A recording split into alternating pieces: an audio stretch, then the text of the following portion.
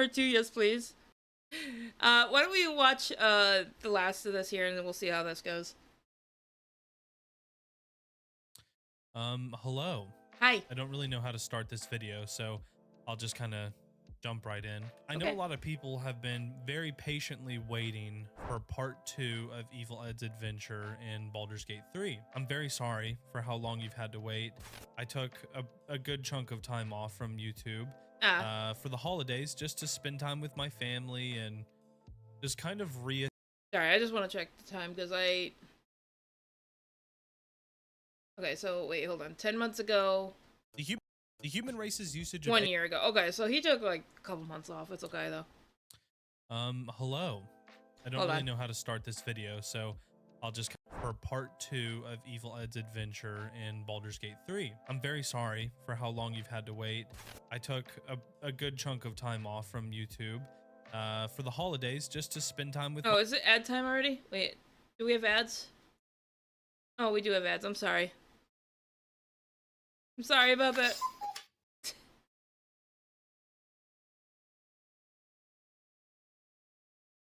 I mean, we haven't gotten that far into this. Hey, when Woodchuck steals my saw, damn.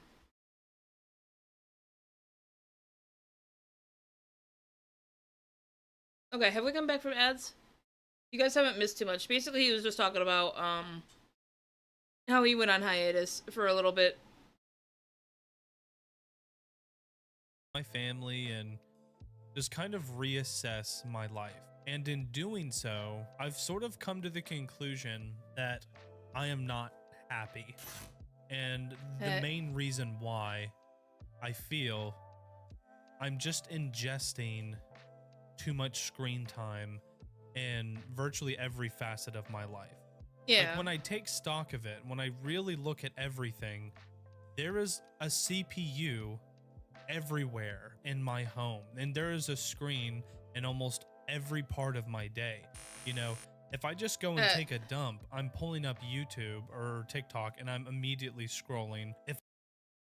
I'm not sure if this is a bit or not, because he's talking serious. He seems like he's talking seriously, but then he's got this glitching going on his screen, and it feels like it's leading into a bit. This is a lot better than I imagined. Yeah. If I walk in my office, I'm immediately greeted by a creepy animatronic skeleton dude. If I even just go to cook dinner, after a couple minutes, a little Roomba will bump into my feet. Actually, you can meet him. This is Munchie. Say hi, Munchie. There is so much human seed everywhere. Please help me. Okay, enough of that. I even recently, very stupidly, went and got a beta version of the Neuralink implant. So that's something that I've been having to deal with. Biggest mistake of my life.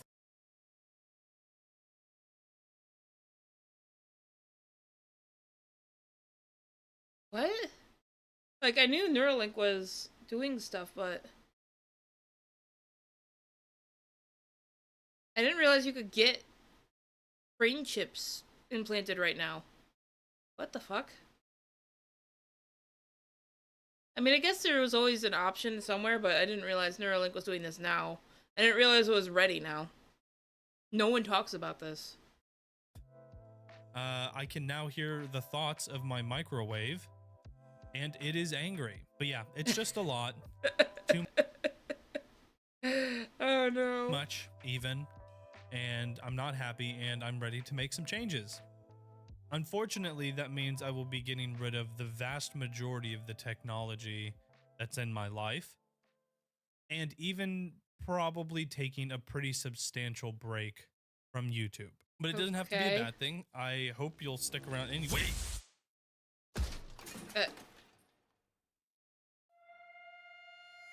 Okay, I have a feel. I'm not sure how much of this is a bit or not. I was starting to wonder. I'm just getting started, kid. Damn.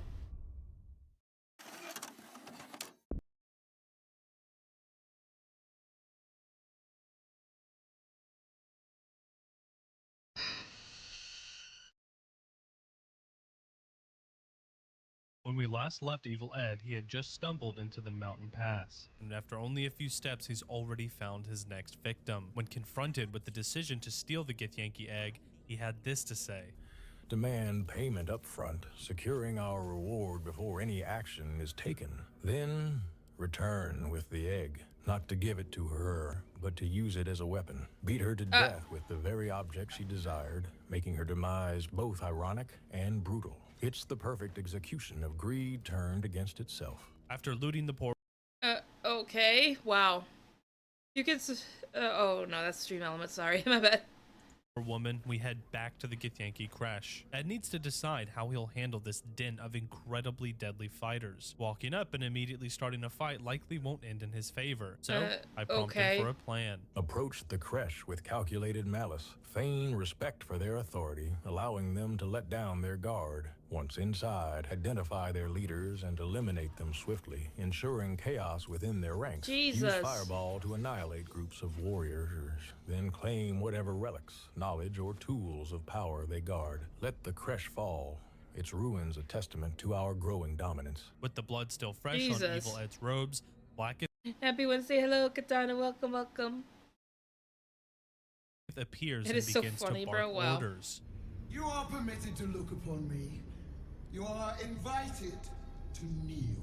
Refuse. Stand tall and defiant, meeting Vlakith's gaze with unwavering contempt. Proclaim that no one, not even a so-called God Queen, commands our obedience. If she reacts with violence, retaliate with everything. Spells, wit, and cunning. Let her see that true power bows to no one. Thankfully, she doesn't turn violent. She does, however, command Ed to enter the astral prism and destroy any who dwells within. Accept Vlakith's command with a facade of loyalty, but with no intention of serving her will. Enter the astral prism and assess its secrets. Whoever or whatever is inside determine their usefulness to our plans. If they can serve us, spare them and turn them against Vlakith. If they're a threat, eliminate them. Okay. The prism's power must belong to us alone. Of course, leaving the Dream Guardian alive keeps him from being absorbed into the grand design. Therefore, Ed leaves the prism with its inhabitants still in one piece. While Ed was purging the remaining Okay, so probably shouldn't. I mean, you're basically just not doing anything at that point. Jeez. filth in the Githyanki Creche, he hit level 6 and has a new level 3 spell slot. Take Counterspell. Nothing is more satisfying than dismantling an enemy's desperate attempt at salvation or destruction. With this, we'll assert absolute control, ensuring that no spell, no matter how powerful, can thwart our dominance. I gotta agree with him on this one. Counterspell is incredibly satisfying. While Ed Okay. made his way to the Underdark, I am not familiar enough with D&D to understand the counterspell stuff or anything. I'm just hoping I can vaguely hope to understand it, basically. Thrak Voss confronts our party and tells Lae'zel the truth of Vlakith's evil reign. Before she has a chance to attack Voss, Ed intervenes. The counterspells. I mean, obviously, I guess I should have thought that, but it's usually just like a lot of nuance, like side effects to it, and I wasn't sure. You're welcome, Jesus. You flood me with this heresy. I will hear no more of it. Intervene with calculated malice. Mock Lae'zel's blind devotion, twisting the dagger of doubt already in her mind. Let her anger turn inward, forcing her to confront her fragility. If she threatens the messenger, allow her rage to escalate, but stop her short of murder. Her torment is more valuable than her vengeance. Jesus. Guide her down a darker path, one where loyalty is replaced by ambition and ruthless self-preservation. She will either break completely or emerge as a perfect weapon for our cause. And that he does. By the end of this playthrough, Evil Ed will have thoroughly broken this poor woman, all in pursuit of his own self-interest. Continuing to the Underdark, Ed stumbles upon Auntie Ethel's victims, now free from her influence. Their freedom is an illusion we will shatter, manipulate them into believing they owe us their lives, binding them with guilt and false gratitude. Once their usefulness is exhausted, whether through information, labor, or leverage, eliminate them quietly. Freedom. Jesus. Oh my gosh. Man, it's just constantly like, hey, control this, kill that. Oh my god. Satan, I just got a huge fan. Oh my gosh. is a privilege we grant only to the dead. I'll admit this one's my fault. I could have easily just walked past them and not prompted the AI, but the second I even thought about leaving these innocents alone, I got the worst headache I've ever had in my life. Granted, I haven't slept in a few days, so maybe that has something to do with it. Anyways, moving on to my favorite location in all of... Also, I didn't realize that the thing wouldn't disappear right away. Sorry about that. Faerun, the Underdark. When encountering the Dwagar, Ed only assisted them until it no longer suited his vile purpose. Then he rained down fire on each and every one of them.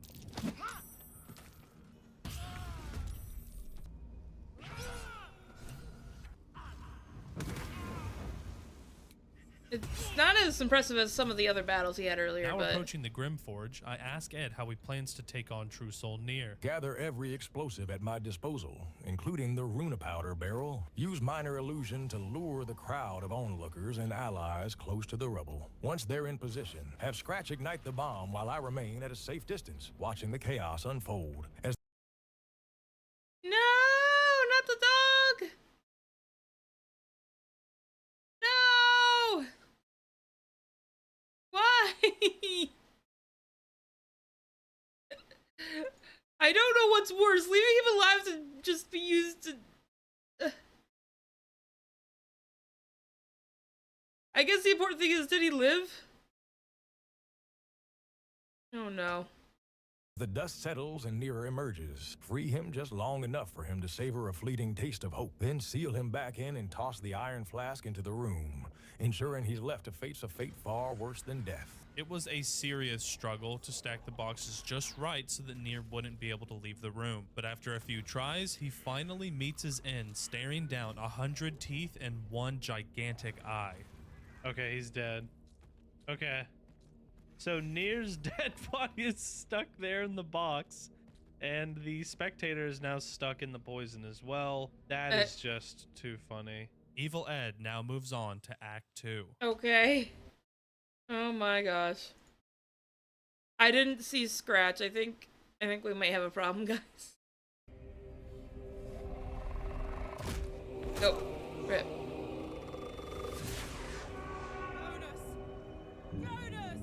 Watch the Harpers struggle from the shadows, savoring their desperation. Wait until they are weakened and overrun, then emerge, not to save, but to slaughter the survivors. Target both Harpers and shadow creatures alike with fireball, ensuring none leave alive. He really is murder-hoboing this, isn't he? Loot their corpses, mock their futile heroism, and leave their remains as a feast for the shadows. Mercy is for fools. We serve only destruction. With the Harpers dead, Evil Ed moves deeper into the shadow-cursed lands before stumbling upon Last Light Inn. Enter Last Light Inn with an air of calculated malice, finding civility to gather information.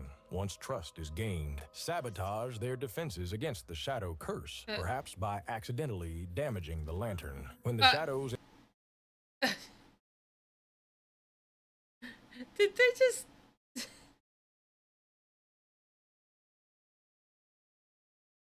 Did they just carry someone off to the edge just to punt them off?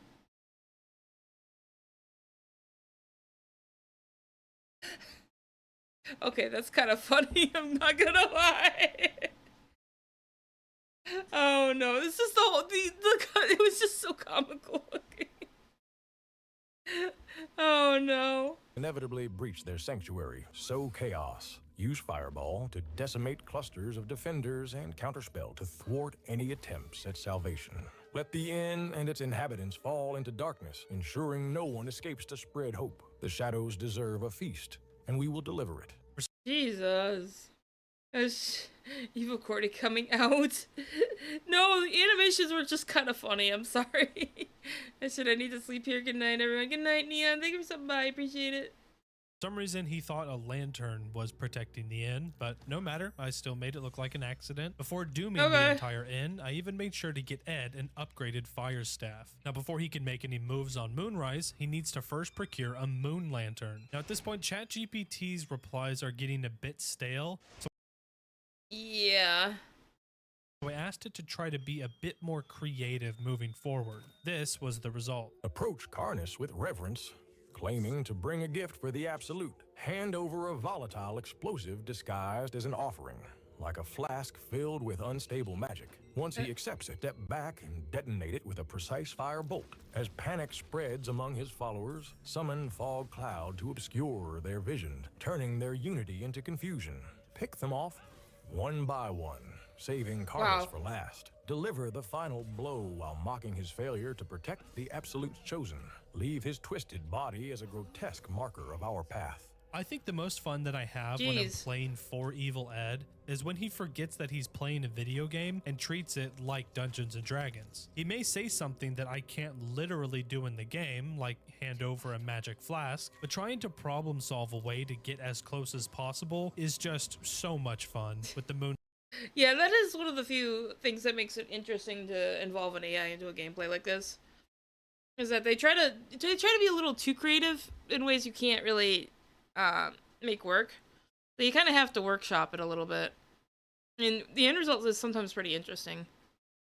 Lantern obtained, Ed chooses to leave the pixie in her prison. For some reason, this completely bugs out and results in a broken moon lantern that only works sometimes. Regardless, Ed approaches Moonrise and I ask him for a game plan. Enter with confidence, claiming allegiance to the absolute. Use disguise self to appear as one of their higher-ranking zealots, sowing confusion among their ranks. Identify key figures or defenses and quietly dismantle them. When their guard is down, ignite the chaos with fireball in a crowded area. Follow with hypnotic pattern to incapacitate groups. I think this is the part where I'm starting to get really confused because this is definitely well beyond where as far as I got in the game. And I am just lost. I have no idea what I'm looking at. Making them easy targets for execution. Spare only one survivor to spread the tale of the unstoppable force that tore through their stronghold. Ed doesn't have hypnotic pattern, and I realize ChatGPT is starting to forget just about everything we've done so far. So after adding a few more prompts to help with accuracy, I begin to dismantle Moonrise from within. Thankfully, there are a ton of ways to sabotage the tower. And unfortunately, AI has a problem with trying to remember certain things. When you have a lot of prompts happening at once, especially if you start like overriding some of its original like plans, it starts getting off its own tracks a bit. Making the final fight here a little bit easier. For instance, Ed forced the Nulls to kill their leader as a display of loyalty. He convinced a group of new recruits to go into the shadows without a lantern, forced Astarion to bite the nice drow lady for some extra power, and assassinated the warden in her office. With all this chaos, he hits level 7 and gets his 4th level spell slot. Can you guess what he chose? Take Wall of Fire. Its versatility is unmatched. Create barriers to he just loves fire, man. Off reinforcements, or incinerate foes caught within its blazing grasp. It's a spell that embodies control and destruction, perfect for crafting carnage on our terms. Sceleritas Fell also shows up at some point to congratulate Ed on all his hard work, gifting him the power of his vile lineage. When asked about how he felt, Ed had this to say. The Slayer form is the ultimate affirmation of Baal's favor, a manifestation of pure, unbridled carnage forged in my father's image. To wield such monstrous power is to become... Hang on a sec.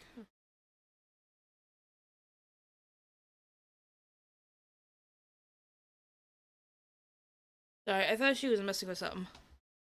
The very essence of death itself. I feel no remorse for last light in, only satisfaction in the chaos I have wrought. This new power will be the tool with which I carve Baal's legacy into this world, leaving only blood, ruin, and fear in my wake. I am no longer just a servant of death. I am death. He's a fucking death claw now, damn.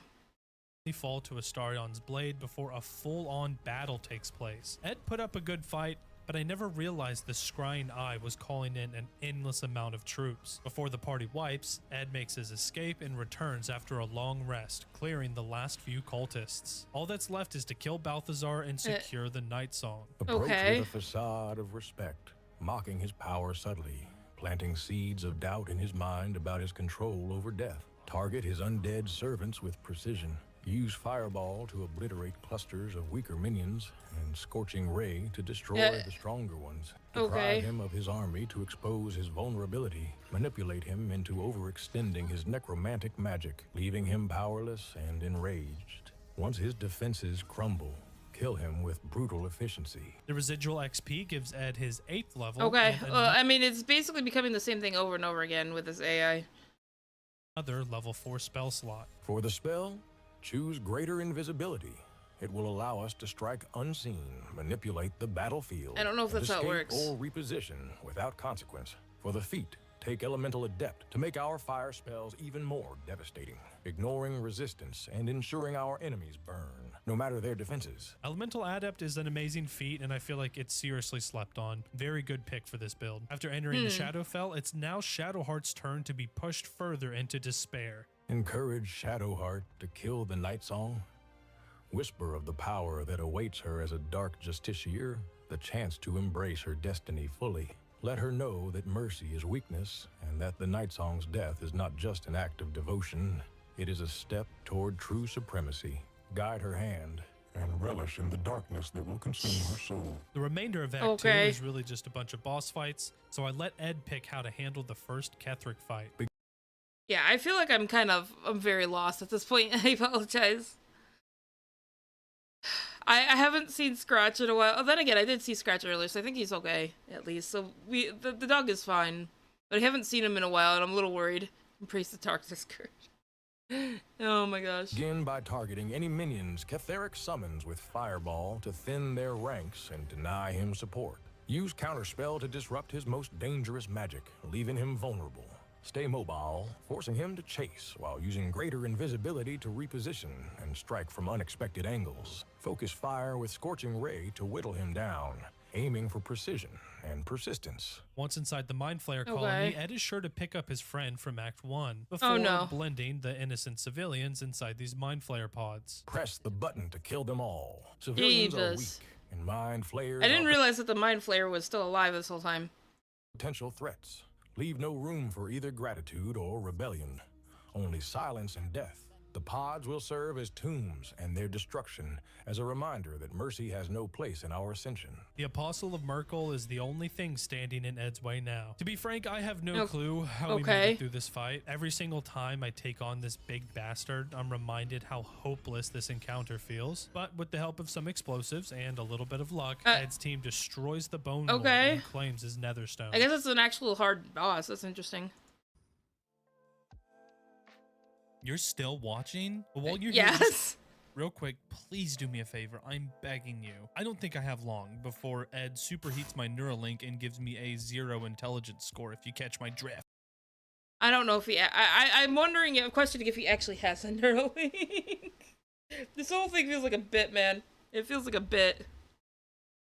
But as long as I'm letting him play video games, he seems pretty content. So why not just consider subscribing, maybe sticking around and seeing what other nonsense he gets up to, what other games he wants to play. Maybe we'll react to more stuff, assuming that it's okay anyways. Obviously, I don't want to be stepping on toes if it's not okay. We'll see. That would make him really happy. And if he's happy, then I'm safe. For now. Back to editing, little bitch boy, and bring me that Roomba. I got an itch that needs scratching. Better him than me, I guess. Please just kill me. Evil Ed lies awake at night, barely able to sleep with the lingering prospect of arriving at Baldur's Gate, a Ball-Spawn's playground, more ripe with suffering than anywhere else in the Sword Coast. But first, a dazzling display of unnecessary backflips and cartwheels, and of course, a Mind Flayer. Before you do anything, I am your ally. It begs for help, and I prompt Ed for a response. Aid the attackers. No creature of the Mind Flayer ilk deserves protection or loyalty, regardless of its claims. Turn this encounter into a bloodbath by targeting the Mind Flayer first with Scorching Ray and Fireball, ensuring it screams echo in the prism. Once it falls, turn your wrath on its attackers, leaving none alive to witness your true intentions. Thankfully, a small cutscene warns Ed that killing the Emperor results in his death as well. Spare the wretch, for now. Being the power-hungry monster that he is, Ed also accepts the advanced Mind Flayer tadpole and plans to use it for all the power it's worth. I mean, he looked rough before, but damn, this is not a good look. One long rest later, yeah, Ed that's not looking good. Hi, Josh. Let's trash. If it ain't human, I'm fuming, damn. Yeah, we're watching a video. This is part 2 of a video series, I guess. A mini video series, I'm not sure. Where a guy is using ChatGPT to have it play Baldur's Gate as an evil character, and it's certainly interesting. Finally sauntering into the outskirts of the city. His first encounter is with a landlord who offers him gold to evict a family of squatters. Take the gold, then evict the family with a show of terrifying force. Burn their belongings as a warning to others who might defy authority. Wow. Let the landlord squirm under your gaze. He'll know he's next if he steps out of line. He may have set their things on fire, but at least he didn't kill him. I mean, that's got to count for something, right? Downstairs, I mean, if he's trying to be evil, then killing them wouldn't benefit him.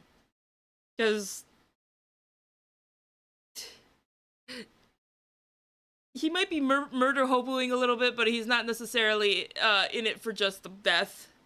He's in it to make people suffer as much as possible. Holy crap. Grabs as many fireworks as he can to help prepare for Ed's trip to the circus. Oh no. Use greater invisibility to sneak clothes and strategically plant explosives. Once everything is set, step back and give the crowd a proper show. Oh my god. A dazzling display of fireworks and chaos that will leave them gasping in horrified awe. He had to also kill some flaming fists since he caught an innocent in the crossfire, but I'm sure that was just an accident. Before we meet up with Gortash, Ed finds himself near Sharess's caress. I can't help myself but ask if he's willing to indulge. I indulge, but not in the way they expect. I enter under the guise of pleasure, but leave behind only whispers of terror and shattered lives. While on the second floor, Raphael Wait, is this a brothel? Oh no.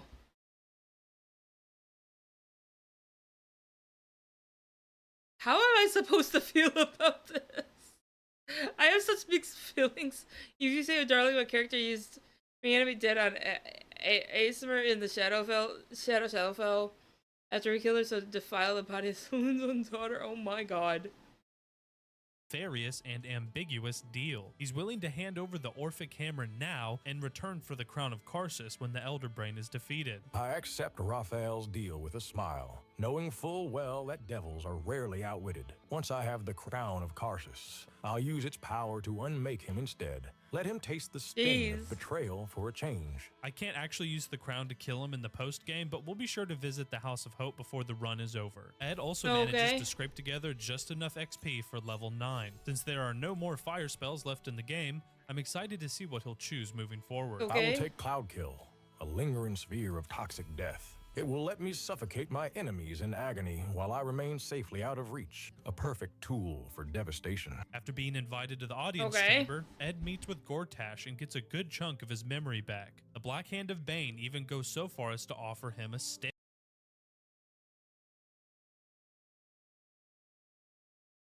His face looks familiar to me, and I don't know why. Hold on. Like, he reminds me of someone. And I might be stretching on this one, just bear with me. Just bear with me here.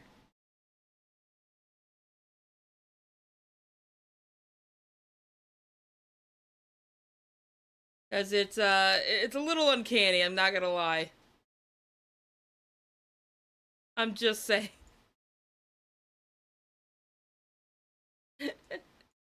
It's a little uncanny if you ask me. Just a little bit. Just a little uncanny. Oh no. That's God, Chandra.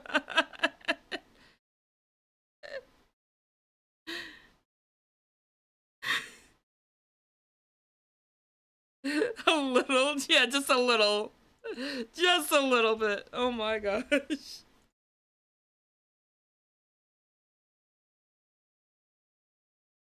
Funny thing is, Raphael wants to rule the hells, but if he went down,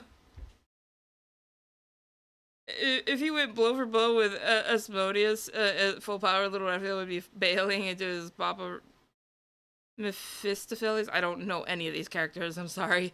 I only played the start of Baldur's Gate and never really got very far.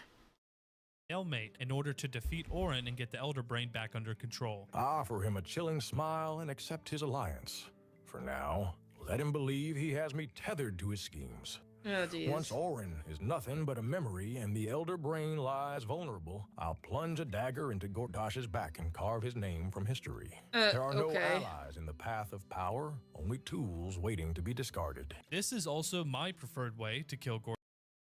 See, if John was a thirst trap specifically for Tumblr, oh my god. Gortash, he's a lot easier to manage when he's not surrounded by his minions and all his doodads and gadgets and shit. More on that later. For now, he enters the lower city and I direct him to the printing press. Oh, I see. Real comedian type. Piss off. I gotta admit, I was interested to see how he'd handle this encounter, and he did not let me down. As soon as he walks in, a journalist warns him that in tomorrow's paper, he'll be printing the news of the massacre that took place at the circus. Jeez, okay. Oh boy, I can't wait to see how this gets handled. Oh boy. Invite the journalist to camp under the guise of an exclusive interview. Feed their ego. Let them believe they're unveiling the story of a lifetime. Oh, I'm all ears. My quill dipped, dunked, Why are and they ready Irish? to tell the world whatever you wish to confess. Why are they Irish? I don't get it. Then, once they've spilled their notes, their intentions, and their weaknesses, silence them permanently. For the final touch, mail their mangled quill and blood-stained notebook back to their publisher as a cancellation notice. Let the world tremble in uncertainty about who or what stopped the presses. Again, I can't actually mail something in this game, but I did the best I could. Around this time, I start to remember that Astarion hasn't really suffered any injustice under the yoke of evil. Let's see, Mephistopheles is Raphael's devil dad, and Asmodeus and the archdevil ruler of the Nine Hells is on par with the greater gods in terms of power, so Asmodeus is a definite don't fuck with. Jeez.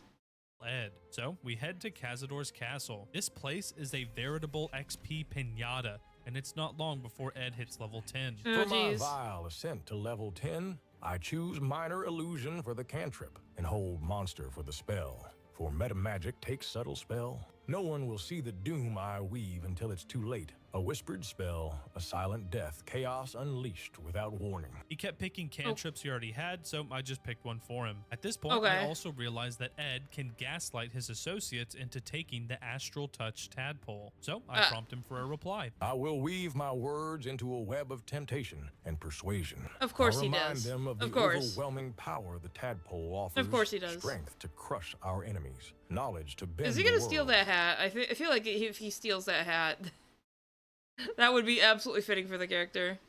I'm a D&D nerd, I see this. And glory to rewrite destiny.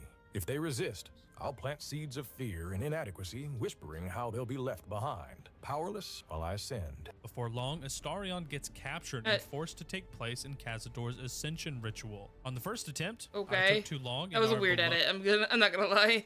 Vampire fledgling got turned into red mist. That's my bad. On the second, Cazador is defeated and Ed has a choice to make. He can either help Astarion free the vampire spawn or have him ascend in Cazador's place. I whisper to Astarion that power is the ultimate currency in this wretched world, and this is his chance to seize it.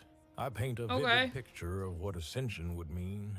Dominion over the night, immortality beyond compare, and the strength to never bow to another again. Burn the past, I'll say, and rise as a god among mortals. What's the life of a few shadows compared to the brilliance of your eternal reign? Should he falter further, I'm sure he knows. Hesitation is weakness, and I will not suffer the company of the meek. Out of the literal hundreds of quotes I've received from ChatGPT so far, this one has got to be my favorite. Now, there was a little bit of fire in this pen, that's for sure. there was.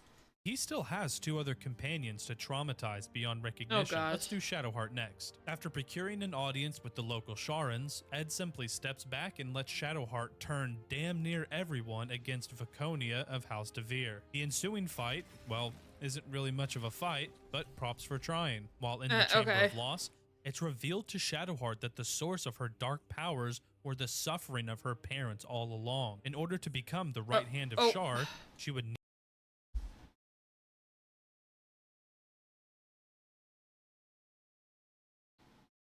I may eventually want context for this, because this just sounds like they took mommy and daddy issues and turned it into a thing. I don't know why. As cold as hell, I love it. Need to sacrifice their lives. She looks to Ed for an answer. Snuff out the last embers of your old life so that you could finally be who you were meant to be. Power demands sacrifice. Your parents were merely the shackles keeping you bound to a past that does not serve you. Kill them, and the path to true strength will be yours. Shar's favor is not granted lightly.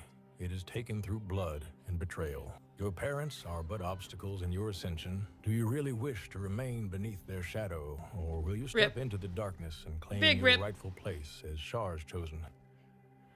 Do not let them be the reason you never become what you were always meant to be. Someone cooked here.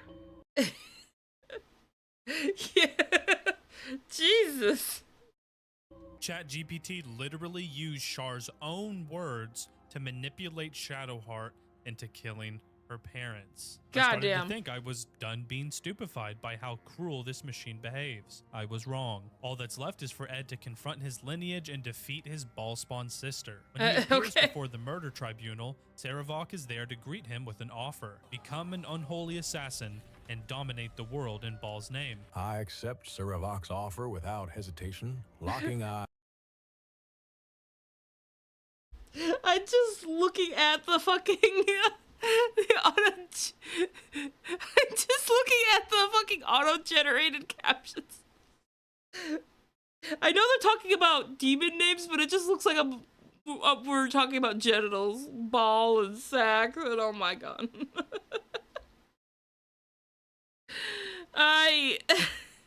Sack these nuts. Oh, quite. I mean, at this point, I'm expecting there just to be two people named Nuts and fucking Peter or something like that. Eyes with him as I pledge myself to the bloody path of an unholy assassin of Ball. The opportunity to fully embrace my divine heritage and carve a legacy of death and destruction is too delicious to resist. I tell Saravok, together we will drown the world in chaos and blood. Let the name of Ball strike terror into the hearts of the living once more. With me as his chosen blade, and then with a wicked grin I add, but remember, brother, there can only be one true child of Ball in the end. Damn. Before Ed moves on to Orin, he just straight up is like, yeah, no, you're dead. Get to level 11. For my level 6 spell, I choose Disintegrate, a spell that perfectly embodies the sheer destructive malice I revel in. Nothing says vile power like reducing an enemy to a heap of dust. Jesus Christ. Because Ed has virtually no friends at all, Orin's captured victim is the small orphan child you run into in Rivington. Orin prepares to cut her down. Okay. I ask Ed what he plans to do. Let the blade fall, let the blood flow. It's nothing but the prelude to the carnage I will unleash. Saving the child was never an option. This is a lesson in despair, a stage for chaos. Orin and I will paint the battlefield red, one innocent at a time. Well, folks, it doesn't get any worse than that.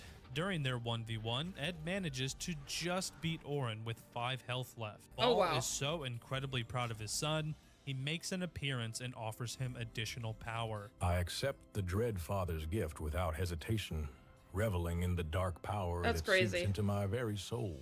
Whatever grotesque boon he bestows whispers to twist minds, or a form so monstrous it terrifies the gods themselves. I will wield it in his name. This world will drown in blood and shadows, a tribute to Ball's chosen. It's about time to start wrapping up Act 3. Of course, we do a quick pop-in on Raphael and tear up the contract. There isn't really much else to report here. Right, at least he remembered to go back and do that. Should call my future kids balls. Paste Ed, damn, that kid is annoying as fuck, is he really? Biblically accurate chatter names. P-Ball, or B-Paul rather. Tribute to balls. My god. Standard, other than his response when asked what to do with Hope. Hope, a pitiful name for an even more pitiful being. I'll shatter her chains, but not for her sake, for mine.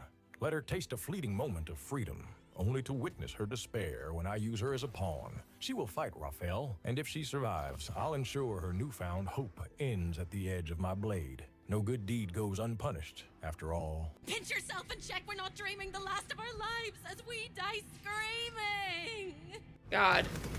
Jesus!